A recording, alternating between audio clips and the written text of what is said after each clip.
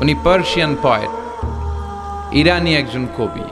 তো ওনার একবার আর্থিক সমস্যা যাচ্ছিল, দৈন্যতা যাচ্ছিল, টাকা পয়সা ছিল না, ফলে ওনার পায়ে দেওয়ার মতো জুতা ছিল না। তো খুব আফসোস করতেছে, হায়রে আমি এত বড় কবি, আমার পায়ে দেওয়ার মতো জুতা নাই। আফসোস করে ঘর থেকে বের হলেন, দেখলেন এক ভিক্ষুক ভিক্ষা করছে, ওর পাই নাই। কি নাই? আর কবি সাহেবের কি নাই? ওনার জুতা নাই, এজন্য দুঃখ। বের হয়ে দেখে সাইল ভিক্ষুক, ওর পা নাই। এবার উনি সেজদায় পরে আল্লাহর ডেকে বলে, আল্লাহ শুকর আলহামদুলিল্লাহ, অনেক ভালো আছি।